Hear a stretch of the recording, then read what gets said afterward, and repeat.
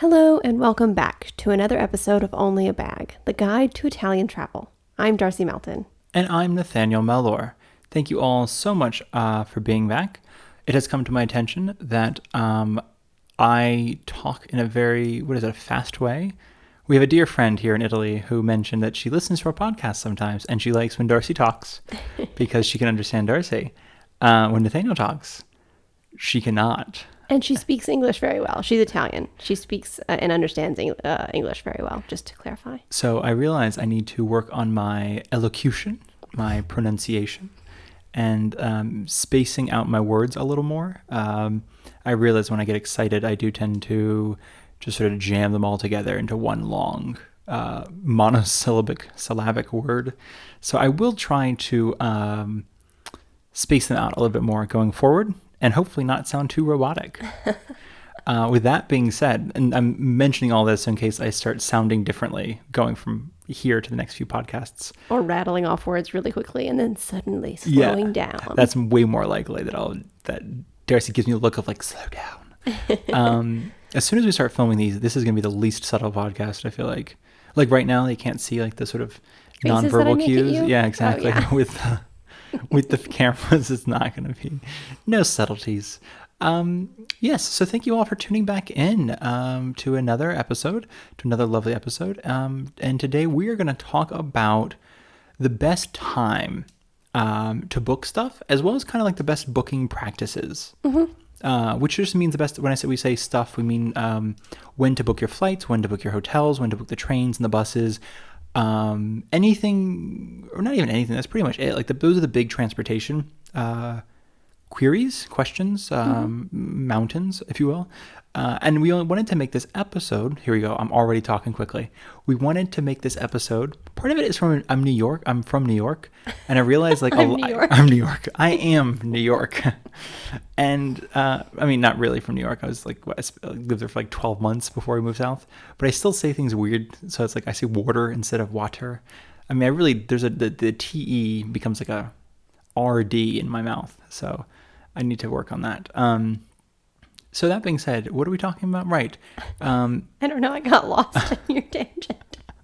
I feel bad for the transcripts that are just all over the place. No, but there are a lot of people who have and us too, at a certain point when we first started traveling, that we would book the flight and immediately book like the hotels and then the trains and everything all at once, rather than sort of spread out a little bit. Or not I certainly always started with a flight because that seemed like the biggest. I mean, it makes sense. Like that's your transit to your destination. You got to make sure you have that settled. Right. But it turns out that might not be the right order in which to do things. Especially if you've already 100% committed to your trip, in the sense of there are definitely people who I guess they kind of decide like last minute they want to do something. They're like, oh, we should go to so-and-so, and then get a flight. And then they say, because I think, again, I say this on Reddit, like I've just bought a crazy round trip flight for like next week to Italy. What should I do? What should I see? And it's, Wow, I know, I'm so excited for you. Because sometimes it does, and we'll get into this, sometimes the flights will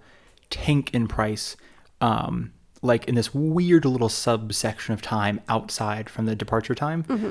There'll be a weird little like dip in flight prices. But no, I think so. So as long as you're not doing that, it does make sense to sort of change up your order of operations, I think. And before we get started, I just wanted to thank everybody who has been leaving reviews and who has been following us, subscribing. I guess following. I think it's following. Is usually. it following? Okay. Thank you to everyone who's been following. We can. It's been really lovely to see all the follows and the kind words. And for people who have actually used the booking link, we've had an affiliate link in the description, as we will in the description of this episode, which we'll go into more. But we really appreciate it. It helps out the podcast tremendously, and it allows us to, I don't know, finally like buy stuff if we wanted to. I mean, like I realize like our microphones right now are lifted on cardboard boxes in front of our mouths rather than books, and books. My headphones are creaking. If you hear a creaking noise, it's just my headphones. It's not like a creepy rocking chair in the background. What's also we I think recently bought like bought the pop filters, but before this we used like a t-shirt or a what is it, like pantyhose stretched over a embroidery circle. Yeah, what like an embroidery loop. Is that what they're called? Embroidery loop? Hoop? Loop. A looper, a hooper, a cooper. I feel like somebody who makes the barrels. But yeah, no, so it's fun. It's like these are fun little upgrades. Like it kind of, not that we bought these little, but we can get the little boom arms to hold up the microphone over our mouths. We're going to be unstoppable once we have boom arms. Because right now I have a fruit box, I think, holding up my mic, which maybe isn't that professional, but we'll see. So with all that being said, thank you all so much for all the kind words and for using the affiliate links. It really does help us. It's such a surprise, and it's a beautiful thing to see. So with that being said, let's jump right into it. Mm-hmm. And I think it being Darcy, what should somebody book first if they're going to be booking something for their trip? Is this a pop quiz? It could be. I thought we talked about this before the podcast, and we this is one of those questions you knew the answer to. This wasn't supposed to be difficult. I apologize. A hotel. It is. Okay, I studied pretty hard for this. I am giving you flashbacks to being in high school. I apologize. Mm-hmm. Yes, it's a hotel. So why should somebody book a hotel first? That's not a hop quiz. I guess it's just asking. Well, I guess I would say it's because hotels tend to book up. Like, mm-hmm. They'll get filled up. There are a limited amount of hotels in every city. And the price... Well, do you think the price will get more expensive the closer you get to your dates because there is more demand? I think so, but I think we have experienced, and this is, again, because this is an Italy podcast, a lot of this is specific to Italy. We have almost never booked a hotel room in America or like another country. So a lot of this does relate to Italian expertise. And we haven't really, when we look 6 months out or we look 2 months out or we look a week out, the prices tend to remain pretty steady, I think. Like if it's $120 a hotel room 6 months out, it might be $135 a couple weeks out or a couple days out even, but that's usually because they've booked up like the single bedrooms or the I don't know, sometimes they'll have those. Yeah, I think that's true. I think it's also that hotels with affordable rooms that are to your liking, like, reach your quality demands, those might have been booked up sooner. So you're left with other places that may be the same quality, but charge more because other people have already booked the better deal, essentially. I think the biggest thing about prices for hotel rooms is that they definitely fluctuate by the time of year. I think we've talked about this a lot. But of course there is a demand in certain seasons. There used to be more of a shoulder season for tourism, like everywhere, but now people kind of travel all year round. But it used to be, summer was the most expensive. Now it's like spring to fall is getting like the what is this? I'm making a hand sign. It's like flattening the bell curve, basically. There we go. Exactly. Yeah. Nice. A little bit of a. That's not even math. I think that's just like social economics. I feel like it's economics. Mm-hmm. Yeah, that's one of those little things. But so a good example is there will be special events which will make the price go up. So next year is the Jubilee in Rome. So all year, I'm speculating, hotels will be more expensive because the demand is higher, and hotels know that they can get a better price and make a lot of money for themselves. Yeah, because the Jubilee is not until, I want to say December of next year. December of 2025? Yeah, I keep saying everywhere, like, the Jubilee, December 2025. So that means that because it kind of exists for a year-long period, though. So is it... Exactly. So I think they're expecting, they want to have, like, we've mentioned in a past episode, they want to have Rome not renovated, but like tip-top shape. Tip-top shape. Like right now, if you're in Rome, or we're in Rome, or you're going to be in Rome soon, you might notice that like a lot of the fountains are covered, or the ornamental. With like scaffolding and stuff, or because they're cleaning them and they're restoring them. There's a few other things that are like, they're putting in the Metro Line C still. They've been doing that for 38 years. I really have no idea. I feel like it's been forever. They've been putting in this Metro Line C, but they're really trying to get it done now. There's a few other things we noticed because we were there for, well, you were there for longer actually, a couple weeks, a month ago, 2 months ago. When did we get back here? I have no idea. What is time? I don't know. But in July, you came back here and you spent a night in Rome while I was While you were stuck in England, stuck in England. which makes us sound really fancy. We weren't like separately vacationing. We just happened to be on different flights. Nathaniel got stuck in the airport. Which I will go in, not like into depth, but I was going to mention a way to avoid that, and later in this episode actually. But no, what was your opinion of Rome? And did it still feel very? I didn't go to a lot of the places that you and I usually do. Like Okay. every time we're there, we pretty much go to some of the big monuments just to see them again. But I was only there for the night, so I just went to a cute neighborhood and had a nice little bowl of pasta and went to the art shop. So I didn't see a lot of the areas that are under construction, but it seems like a lot of that is still going on. Certainly from what I've seen friends post on like Instagram and other, strangers on social media, there's certainly still a lot of construction and revamping going on. Okay, that's good to know. But that is to say that when special events are happening in the city, things will be more expensive. Like the Palio in Siena, obviously hotels are going to be more expensive at that time. Yeah, that's So actually a just good something point. to keep in mind. And the Jubilee, I've looked it up just so people are wondering because they're like, wait, the December? I didn't think it was December. It's all year.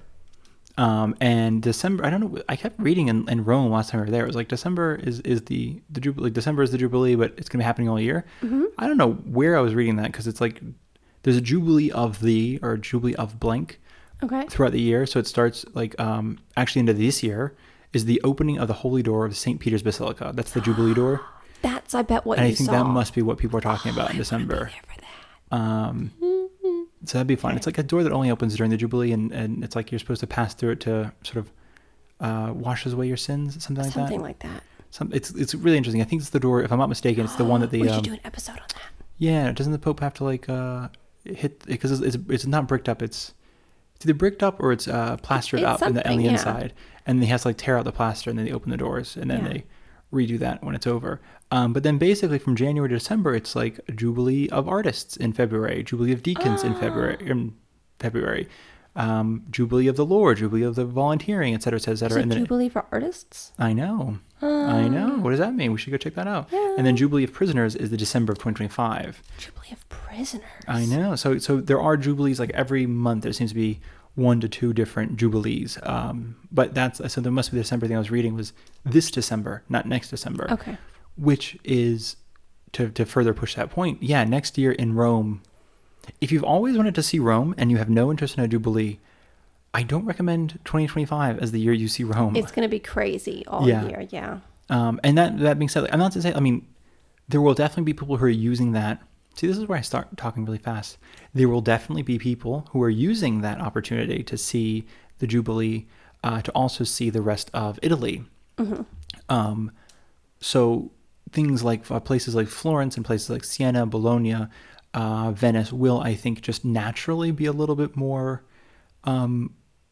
heavy with tourists, I think, just because Rome is expecting, I mean, I thought it was like some sort of like 40 million, 50 million, I mean, some ridiculous amount of tourists. It's a lot. And it's kind of going to be at capacity, quote unquote, for the entire year. And I think we mentioned this in that last episode about where else you could stay. And one of the things you mentioned was like convents and monasteries. Mm-hmm. And that is something where, again, this is specifically for, what are they called? Pilgrims who are coming to And basically. visiting clergy, I imagine. And visiting clergy. Well, hopefully, I mean, they probably get like fancier digs, right? There are a lot of Clergy people. clergy people. Clergy. I don't know. Yeah, clergy people. Preachers, nuns. I don't know what priests. Is that what they're called in I have Catholic zero Church? There's There's zero so knowledge of many this. who are probably going to be coming that I imagine a lot of those people might be staying in monasteries. And Do you think there's like an Airbnb for convents? that? Like if you're like part of a church, like an order, like the Franciscan order, do you think you can like, if there's like a website like other Franciscan orders, you can like oh, that would rent be a room, really cute. right? You could also probably just look them up and like call the monastery and That be like, makes more- "Hey, I'm this is also Italy after Franciscan." all. Yeah. Send them a WhatsApp message. Yeah, And exactly. they're like, oh my God, from Marco, what's up? Welcome. That's a good question. Because I know that here there's a Franciscan monastery and they do the renting out the rooms for like, for people, for trips, for big parties, or also for visiting, I guess, clergy people. So yes, all that is to say is if you're considering Rome next year, just know that it's going to be slammed. But then it should return to normal in 2026. But yes, so going back to, sorry, we went off track there a little bit, the Jubilee, but you mentioned too, like, the Palio in Siena, anything. And even I think in Rome there was once you and I couldn't figure it out, but we were leaving here with a couple of other people, like leaving where we live, and we were all going to Rome, and like the hotels. I mean, weirdly for this like 4-day, 4-night period, were incredibly high. Like it went from like $100 a hotel. It's like $350, $450 a hotel, and I think that per room. Per room, and I think that was the night. That was another night. That was the time we ended up flying to Milan instead because the flight was the same. The train was barely more expensive, but the room was, a fifth the price. And I think there was some sort of convention or something happening there.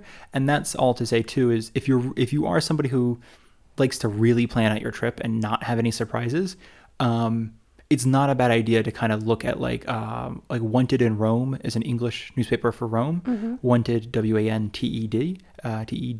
Kind of mispronounced the D at the end there.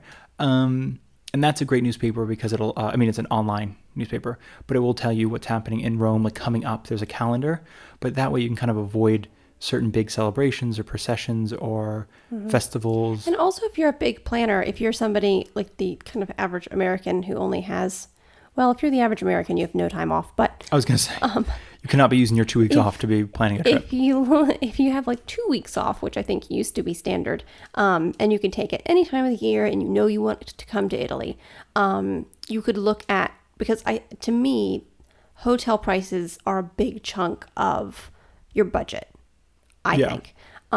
They can easily, especially now with how the trend of flights getting cheaper, I think they can easily outstrip the price of flights, especially for 2 weeks.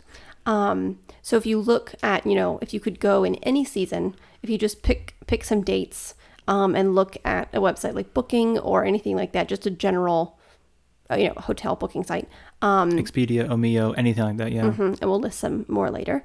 But just look at them and pick different times of the year, to see when things are cheaper or more in your budget. I think that could be a good idea if you're into planning like that. Because if you look at a very specific season or time, which of course a lot of us have to, we're limited to when we can go places, it can be a little misleading. The same room could be 200 euros a night in one season or in 1 month, and 89 or something in another part of the year. Exactly. And I think it can absolutely give you the impression maybe that either that hotels are more expensive than they actually are.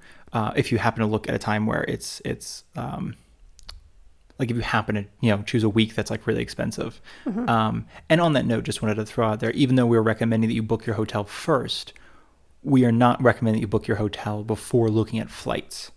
It is important to look in tandem. Definitely look at everything before booking anything. It's just simply, as we're going to get into in a little bit, probably a couple minutes, flights do tend to fluctuate a lot more in effort to get people on the flight. And hotels, no, it's a little bit more just like, it's not like, I don't know what it's called. It's not surge pricing. That's more of an Uber thing. But, that's sort of, there's not a lot of, I don't know, like all the... Could be seasonal pricing. I was thinking grocery stores are just trying to do it too now, where they're, I know, ridiculous. Where they're trying to be like, oh, well, we noticed there's an uptick here.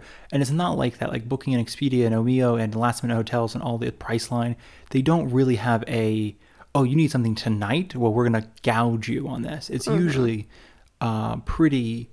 And I don't know if that's, again, an Italy-specific thing or a Europe-specific thing. I don't know if it's a legal thing. I don't know if it's a social thing because anybody, again, we've talked about this in that previous episode, is anybody who's traveled in Europe in the 90s and then before the 90s, or maybe even early 2000s and earlier. Like you would get to the train station and there'd be 100 people shouting for you to come to their hotel. And it was like, you never book in advance. It was just there is one price for the room at their hotel, and they're probably pretty comparable to each other, and you just take what you get. There's no one showing pictures of what they look like. You just have to trust that, You just have to follow this person. That you've never met before who has 3 words of English.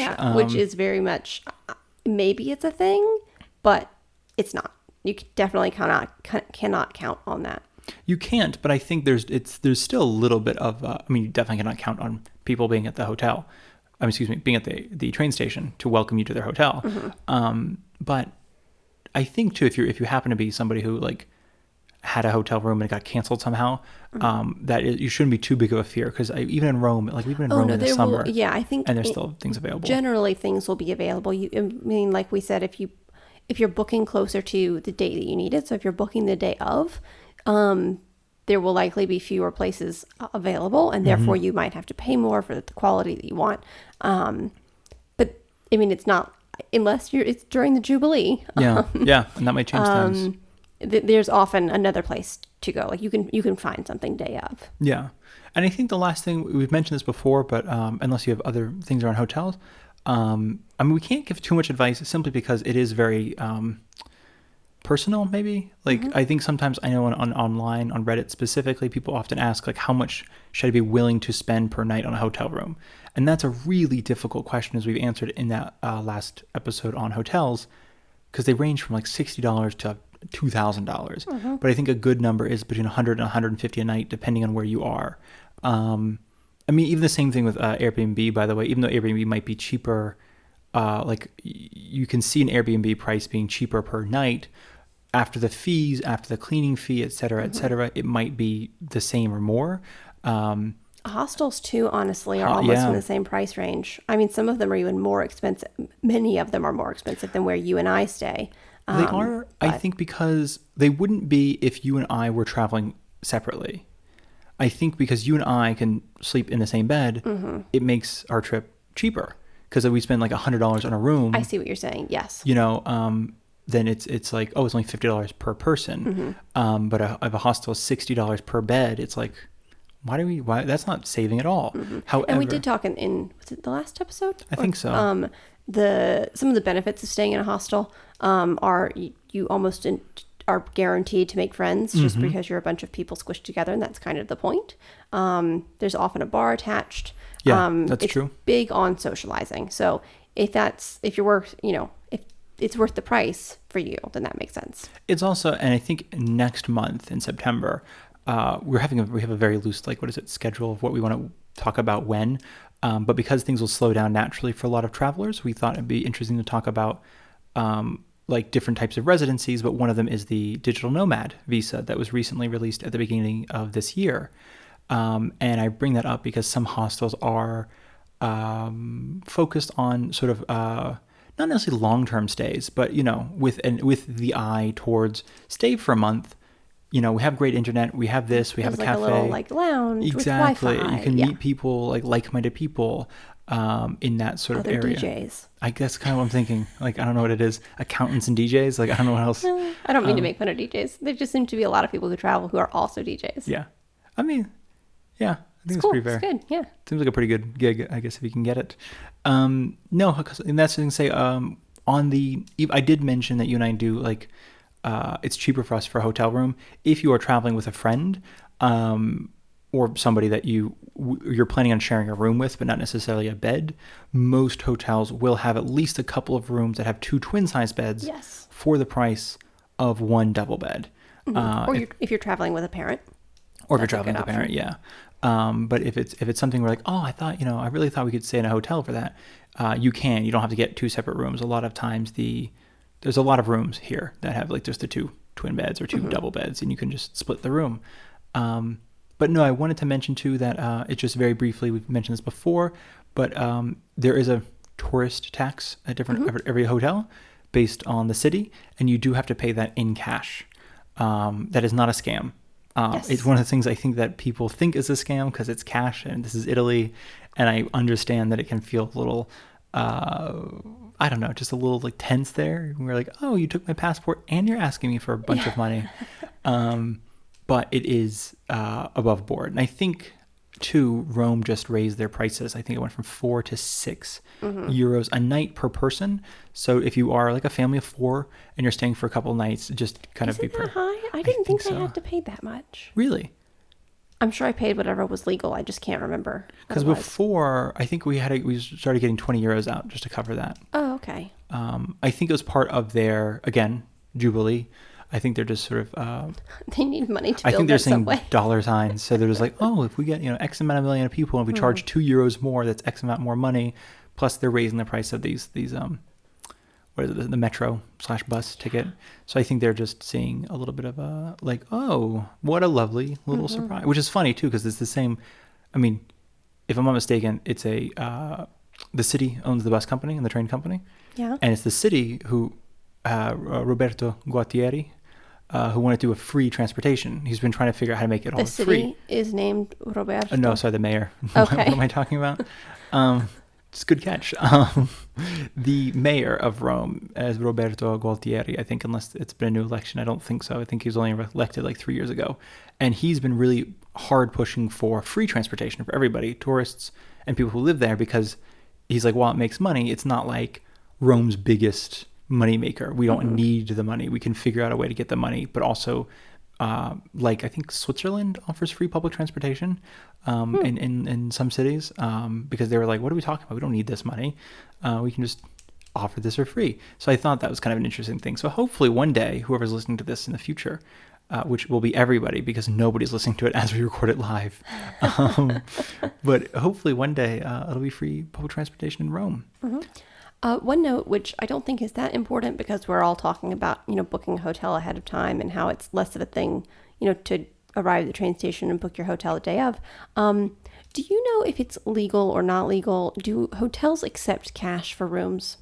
That's a good question. I'm willing to bet they will almost always need a credit card on file. Okay. I think in the US, legally, you have to use some sort of card.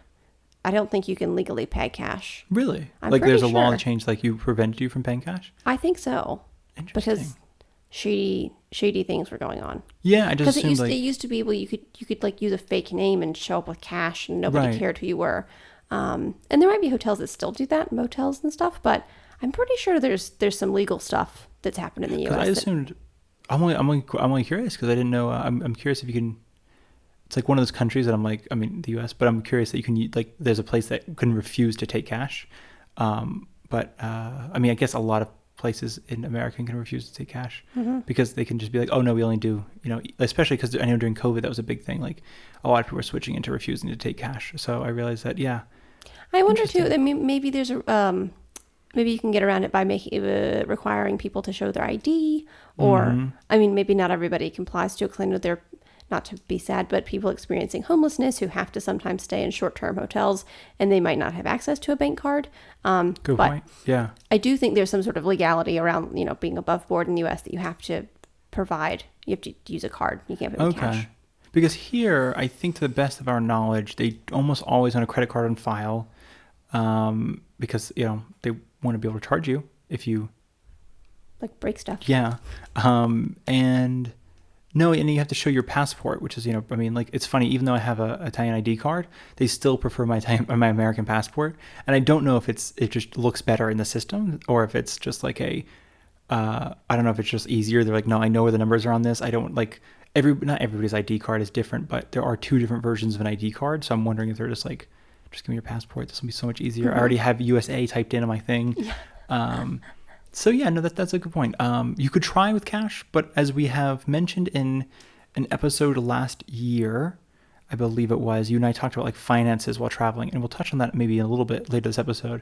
And we mentioned that there isn't really going to be a huge need for cash in Italy unless you're going to a very small town or unless you're going south, in which case cash is still very useful.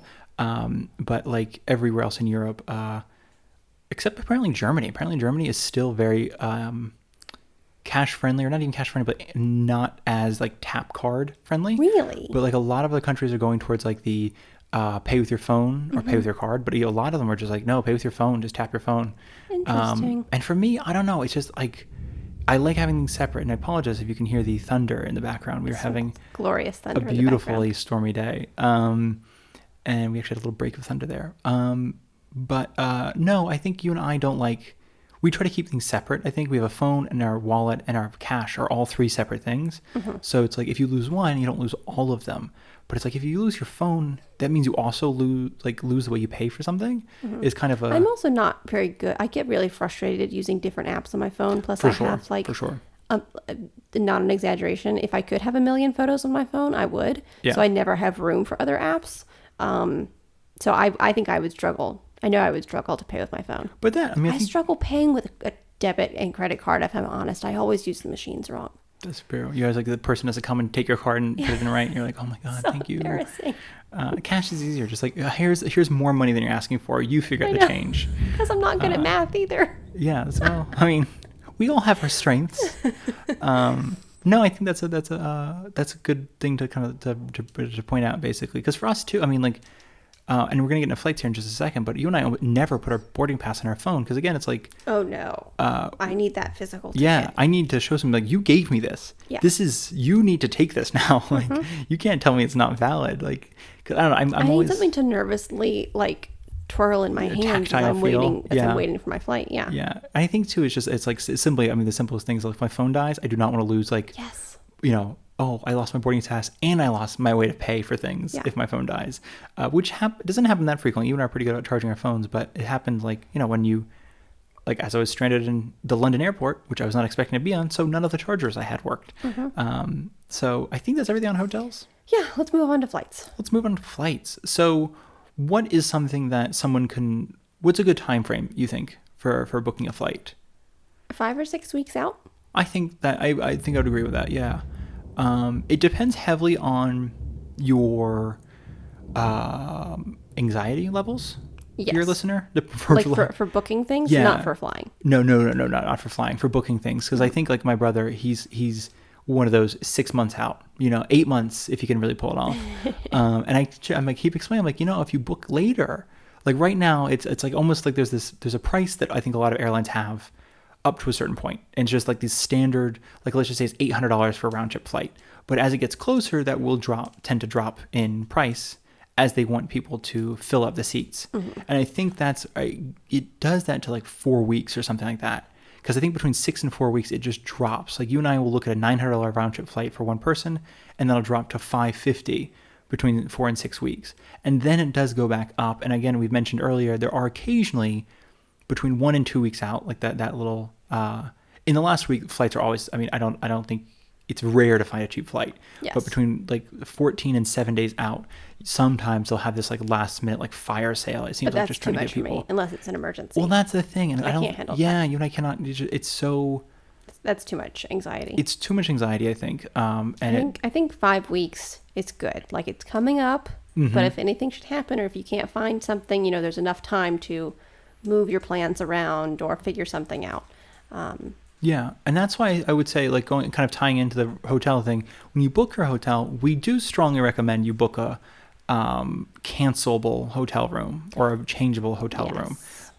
Whether it's through Booking, whether it's through Expedia, whether it's through the actual website itself, which we didn't really mention this, but I think when you sorry, I was pausing there for the thunder to sort of finish. Apologize for I'm trying not to let the thunder break the concentration.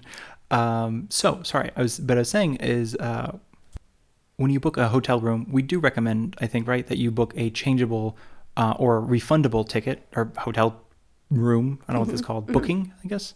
You can only say booking so many times before I start, I get confused. It sounds like we're just talking about booking.com. Yes.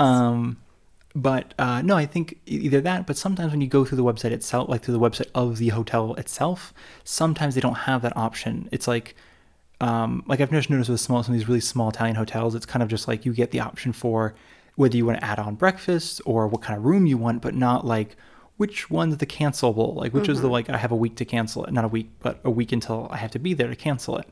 And that's something you and I have found is like a good method, is sort of get a cancelable or movable hotel room, and then ahead of time, and then wait for the, like, kind of watch the trend of flights, and as they get to a price point where we feel comfortable with it, then booking the flights there. If for some reason they don't get that cheap and we need to change the hotel room, easy. And just as a note, that will not guarantee you the same price. Like, if you book a hotel room for 89 euros 1 week, and then you change your trip to a month later, it doesn't mean that you'll still get that room for 89 euros. True. You will have to pay the difference, whatever Yes, that for difference sure. is. Yeah. If you're lucky, you'll pay less. But That's a good point. another point is that if you book through, I'm going to say a second party, anything. Third party, okay. Anything that's not the hotel itself, if you book through like an aggregate site, they are the ones that you need to go to if you have an issue with your payment or things like that. If you need, to talk to the hotel because you forgot what time breakfast is, or something like that, Yeah. or you need an extra towel, go to the hotel. But they have no way of accessing, like they have no way of refunding you the hotel if you book through and a third party. That all goes through booking or whatever. Exactly. So you need to talk to them. That's a good thing to point out too, because I think it's complicated, because you book through something like Booking or Expedia or whatever it is, and then you get there and you have an issue with the payment or you have an issue with something, and they're like, okay, if you have a problem, you have to still go through them. You have to get on the phone with them. And that's why sometimes hotels, even in anywhere, will be like, if you book through us directly, we will absolutely. I mean, you and I, sometimes we stay with the big box hotels, like we'll stay at the Hilton or we'll stay at the Holiday Inn, and we'll book through them directly, because it's kind of like, when I get there, if there is a problem, whether it's just like a late checkout or something like that, it's easier to be, hey, I have this thing, and talk to somebody. Although I will say, like late checkout and things, those things don't need to go through the third party site. Like you can talk to anytime I've had an issue with that personally, I could just go to the front desk or, WhatsApp. We always have like I'm kind of neurotic. I think when it was last time I was in Rome by myself, I was like, okay, I'm going to be getting there at 2. Okay, my train's actually late. I just want to let you guys know that I am now going to be there at 3. Don't worry, I'm still coming. I haven't ghosted. And then, the next morning, I thought the checkout time was later than it was. And I went apologizing profusely because I think I was 30 minutes or an hour late. Anyway, so... Well, because I think a lot of checkout times are 11, and then you've only found out when you went down there it was 10, and you're like, 10? I thought it was 11. And because typically, and actually we should have mentioned this before even getting to flights, so I apologize for even bringing up flights, but checkout is 11 and check-in is about 2, usually, maybe 3. But I only say that because, again, in the States, the once or twice we looked at hotel rooms, it's like check-in is like 5 or 6 and checkout is I feel like it's been getting later, the check-in, and like earlier is the checkout in the U.S. I was like, it's a whole day I paid for. But no matter where you book, the hotel's website or any third-party site should have that listed individually, like per hotel.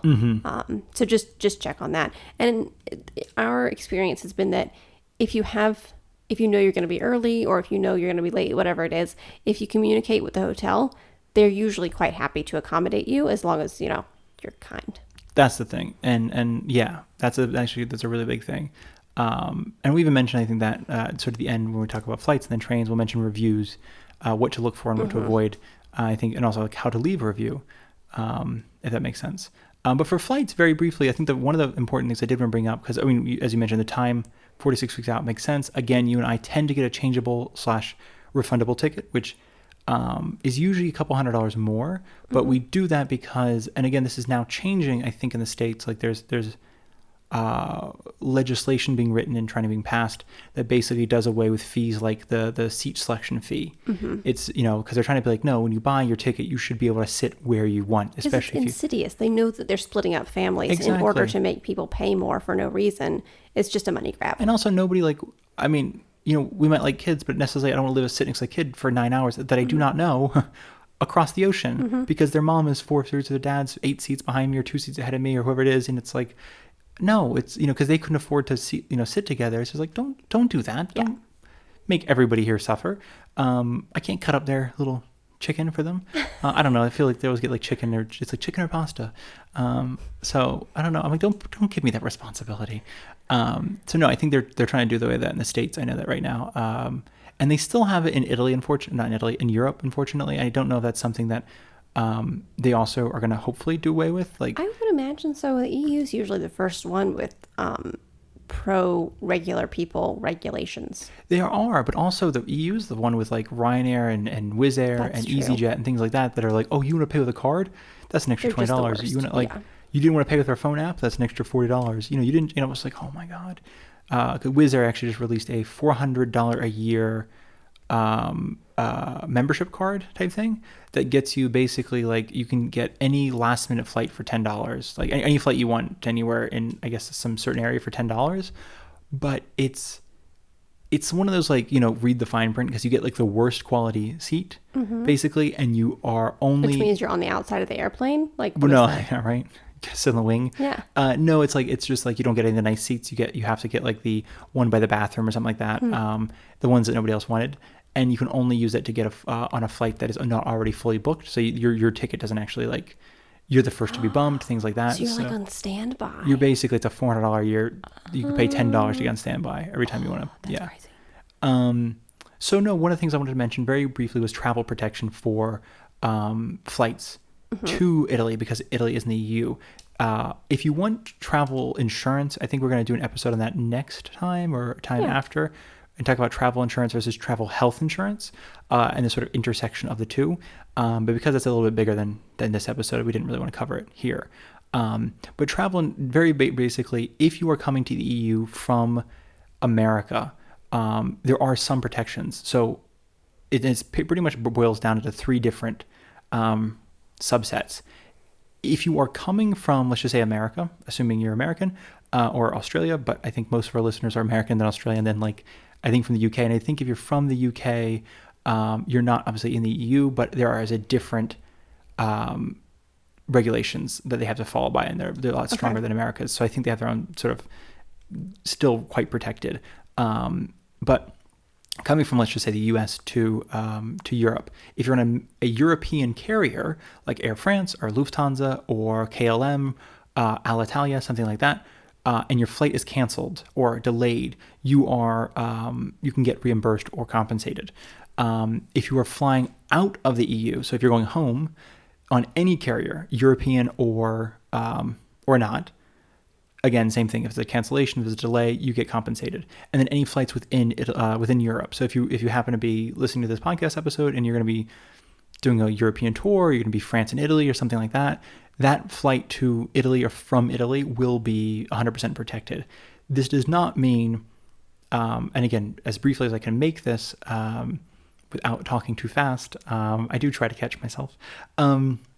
As briefly as I can make this, you typically get the choice between sent back to your country from which you left, or the place which you left, the airport from which you left, and full compensation for your flight, or to move to to eventually move to your final destination with a hotel room and a meal. So if your flight is canceled, or if it's seriously delayed by 12 hours or something like that, and they have to put you up, they will give you a hotel room, they'll give you a meal voucher. This typically also includes, it's a little outdated because this law was passed in 2004, so they have to reimburse you for phone calls and things, because you have to obviously let your loved one know that your loved ones know that you'll be late. But now it includes Wi-Fi and things like that. I think it also, for me, because I just had this happen in London, they canceled my flight. And then they couldn't put me on. They canceled so many flights, and they couldn't put me on until the next day. So they put me up in a hotel room, which they covered. They covered the transportation there and back, and then they covered food, as well as I think I had to buy a charger. So they covered that. And there are some things they don't cover. It only covers up to a certain amount of money, and it only covers again food, transportation, and lodging, and then something for contact. You can't I think alcohol is not covered. I think. Merchandise, you can't go shopping and then buy something and have that covered. It's only about missing that flight. But I bring this up because again, going back to depending on the kind of traveler you are, if you are really quite I do not want any kind of cancellations to affect me. If you're listening to this when it comes out on August 22nd, 21st, I'm terrible at math. We should not do a math podcast. If you're listening to the 21st when it comes out, about a month ago was that CrowdStrike thing, the cybersecurity company that pushed an update for Windows computers, and it pretty much crashed everything.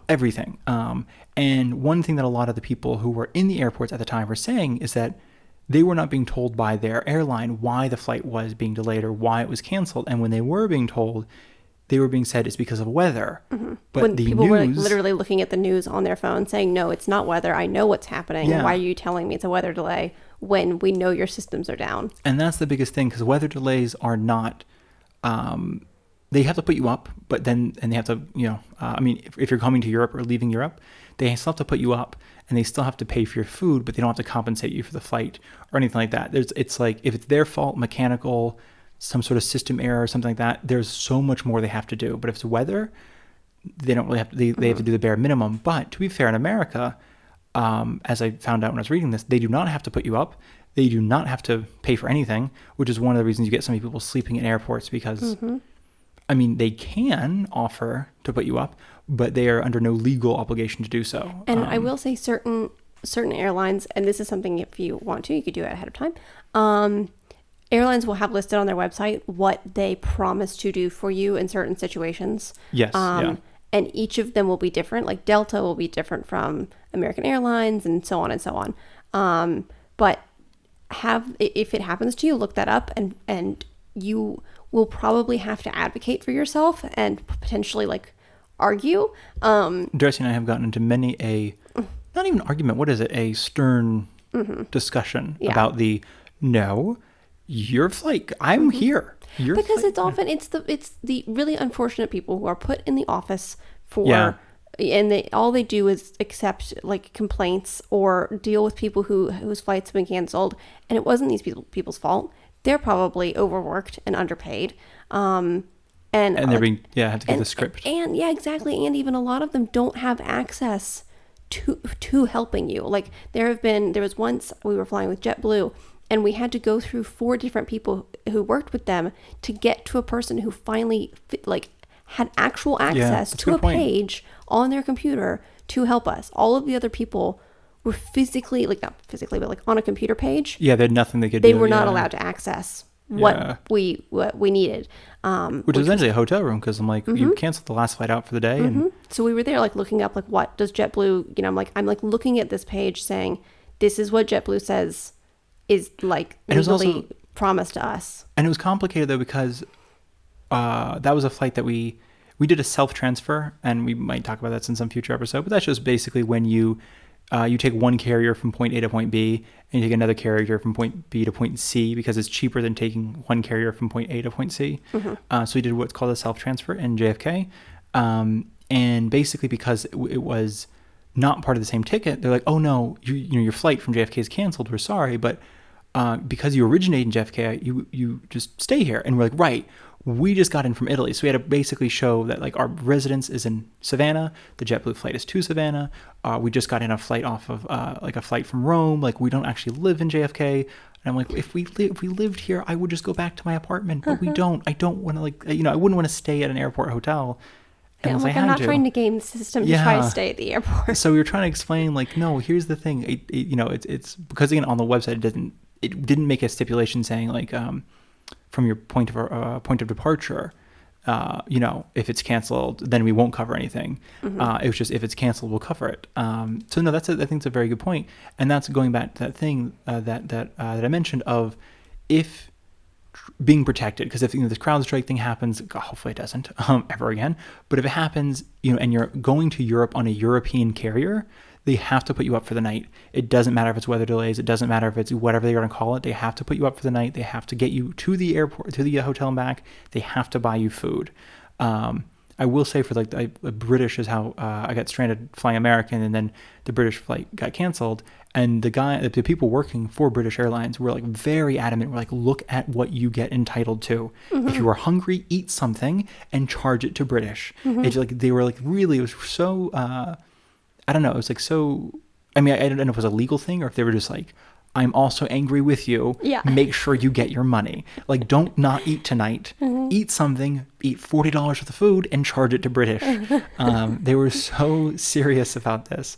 So no, that's a big tip that we've learned is flying out of so let's just say just for an example to make it easier for people, you typically have to fly one of the alliances. There's SkyTeam, there's Star Alliance, there's One World. I think those are the 3 big ones. And they're all code-share partners with each other. So Delta, for instance, has KLM and Air France and I don't know, Alitalia, I believe, is their other one. So flying KLM, Air France, or Alitalia to Europe, you're protected. And then you can fly any of them, which would include Delta, back home to the States if you're coming from the States. And again, that's just one way that you and I think, kept ourselves safe from any if there's a cancellation, we're covered. We don't have to get travel insurance because they have to do it. But if we were flying, I'm super thankful that my flight to London wasn't canceled. It was a flight from London to Rome, because with the flight to London that was canceled, then they're just I'm sorry, we actually don't legally have to do anything. Good luck. So there's a thankfulness that it was just that happened to be on the right flight. But that is something you can do to sort of avoid issues for booking. So yeah, 4 to 6 weeks out, booking with the right kind of airline, airline from the right country, for lack of a better word. Is there anything else that people can do to? Yeah, well, should we talk about the tools for booking something? Like Sure. booking a flight? Yeah. So Nathaniel and I often, it used to be called the Google Flight Matrix. MTA Flight Matrix. Oh, Actually. thank you. Sorry. Powered by Google. MTA Flight Matrix. But now... Actually, AAA uses that in America. Really? Yeah, there's one specifically for travel agents. It's a little bit more upbeat. Right. Yeah, Not it's a little more upbeat. It has It's a little more information, yeah, right? there you go. Okay. A little more advanced. But now you can use Google Flights. Google has all kinds of problems. We're not going to go into that right now. They're not the wonderful company of doing no evil that they used to be. Not that they were ever wonderful, but that was the thing, right? but Do they no did evil. they did less evil than they're doing now. Anyways, they have a great tool, Google Flights, which it shows you in a really cool way. Like you can put in dates and say plus or minus a certain amount of days, and then it shows you a date grid, and helps you find the cheapest and best flights, which is incredibly helpful. So you're not going one by one looking through your days. It's showing you, given this stretch of time, what's best for you. You can also, if I may jump in, if you know you're going to Italy and you're leaving, like let's just say you're American and you're leaving Cincinnati, let's just say, you can say you're leaving from Cincinnati but arriving in just Italy in general, and it will put in Milan, Venice, Florence, Rome, Naples, whatever it is, and find the cheapest flight to one of those different cities. So if you're just thinking, as long as I get to Italy, I'm fine and I'll start my trip there, then that's a really good tool. You can't do it the other way around, unfortunately. You can't say like, well, once I'm in Italy, I'll just go from Italy all the way back to Cincinnati. It doesn't work like that. They don't, you have to be, you can list them individually though. So if you're like, you can list Rome and then at a new departure airport, Milan, at a new departure airport, Venice. And I think you can do up to 8 departure airports, but then you can basically do pretty much unlimited arrival airports. And it gives you the entire, like, this will be the cheapest ticket from point A to point B, which is a super, again, depending how loose you are with your travel plans and probably how few people you're traveling with. Because I think the more people you travel with, it's, you don't want to be trying to wrangle 4 or 5 people from like, we're going to do this and then we're going to go here and we're actually going to take a bus to this other airport. Keep it's it simple. Yeah. So. But okay, so we don't ever book through Google Flights though, right? We use it as a tool to find good options, and then we'll go to the individual, flight carrier websites, double check all, the prices for that date, and then book through the like Delta, American, whatever. That's a good point, yeah. And I think we do that with pretty much all of them, like even when we use Booking or Expedia, or I've used Skyscanner, which is to a lot of effect in the past. There used to be a couple others, like a little other... Kayak, I think you and I used a lot. Kayak actually is super useful right now, because if anybody's nervous about flying in a Boeing, Kayak is, I think, one of the few flight aggregates that allows you to sort by Airbus only, or Love that. rather not Airbus only, but takes out Boeing, which is pretty much leaves Airbus. And I say that too because one of the things you mentioned like flights can change for different reasons. And one thing we have mentioned is that if you want to fly Boeing, you can pay about $100 to $150 less than if you want to fly Airbus. The exact same flight. Now, because of the scandals, yes. Because of the fact that... well, I shouldn't call them scandals. Yeah, it's just the planes have trouble being planes. Yes. And their spaceship. Yeah. So they went... It was like a very couple day trip. They're now up there for like 6 months. Yep. And they're not going to get back till next year. Yeah, and unfortunately, it's the it's not Tesla, SpaceX. Yeah. SpaceX might have to be the ones to bring them back because they have a scheduled flight up there, and then they might just bring the other 2 astronauts back. If they can figure out the weight issues or whatever. Because they're the ISS right now, International Space Station. Yeah. Yeah. I think so. But they're there's just chilling out with some other space the people. thing is, I think, because what I was reading too is they might have to figure out a way to, because you can't really just jettison the spaceship they came in on, because you might run into it again when you go through orbit. But there's only 2 docking stations at the ISS, and they're both booked right now. Yeah. Or not booked, but the opposite of vacant. So it's kind of I think they have a plan though, because I know if there's some sort of emergency, they can get back on the Boeing space Starliner, I think thingy, is what it's called. Starliner. In an emergency, they can use it to get back. It's not ideal, but it will work. Isn't it just like leaking helium or something? That was one of the problems. I think there's more than one. One of, oh God. Yeah. No, but I think if there's an emergency, everybody who's currently there can get back. It's only the 2 astronauts who are on the, what did you just call it? Starliner? ISS? Yeah, Starliner.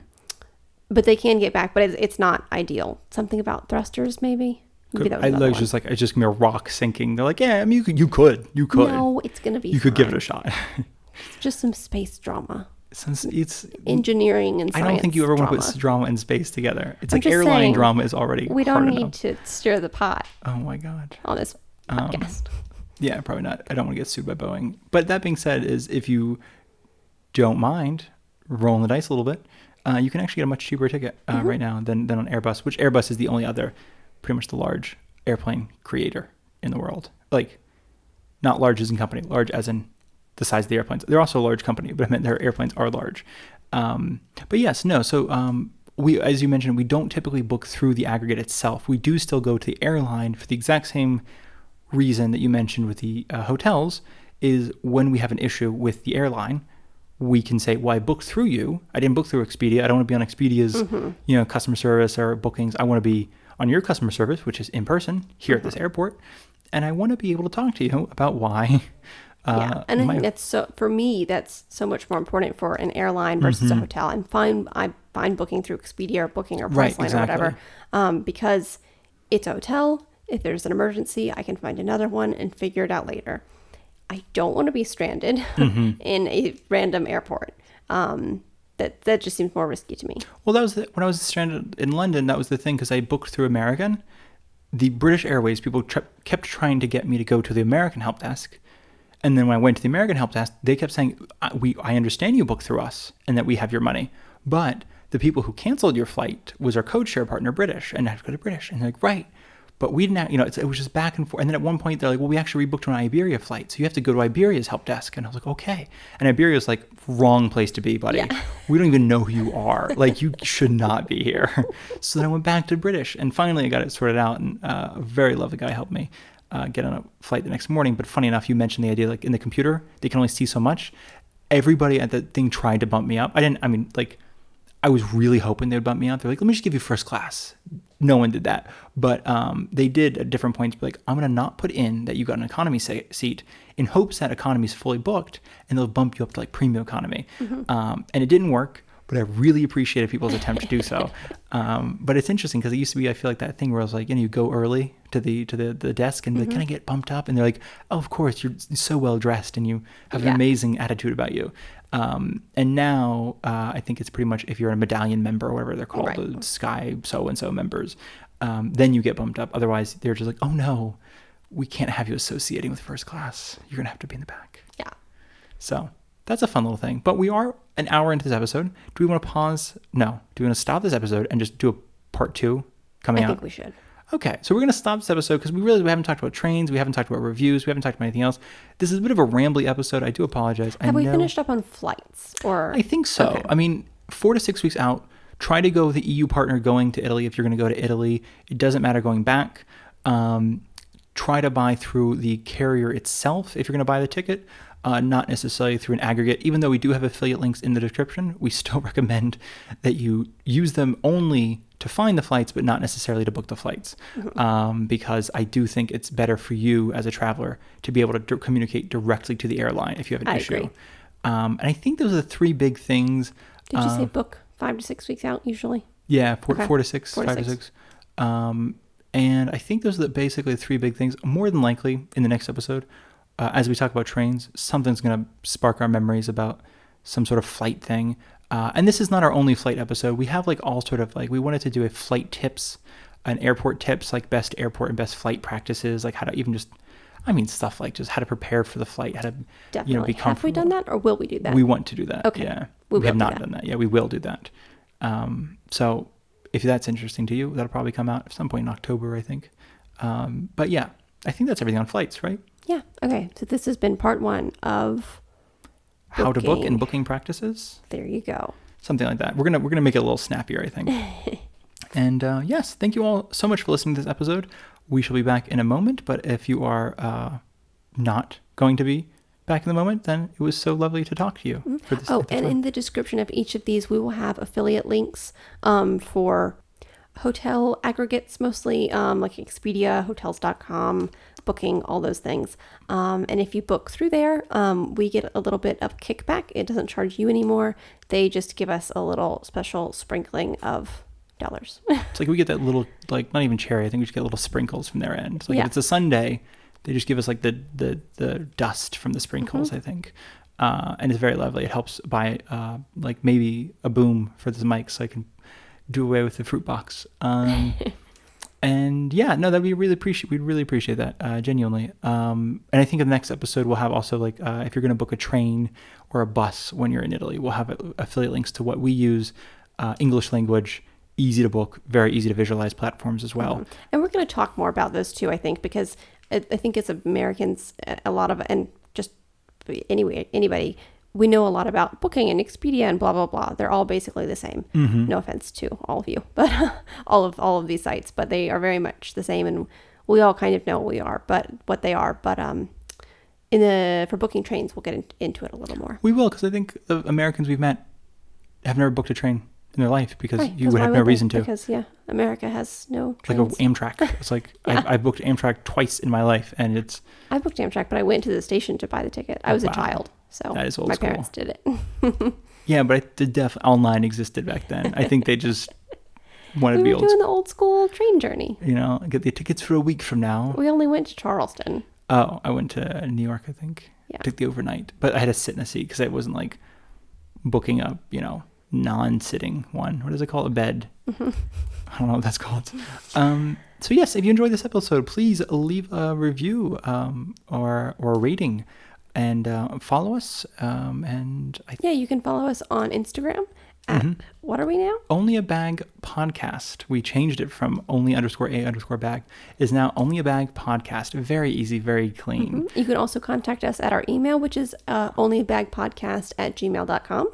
Or go have a look at our website, which is onlyabag.com. Absolutely, yeah. And that has a couple of articles and things, especially as we're going to talk about next episode, what to do if you miss your train in Italy. Because we'll get into that just very briefly in case you all have concerns about missing your train. Because this summer was apparently not super for the train lines. Really? Yeah, apparently they're trying to get about it next episode. Yeah. I love that. That was so Give me the hot goss cool. on the train drama. So thank you all so much for listening, and we hope to see you in the next episode.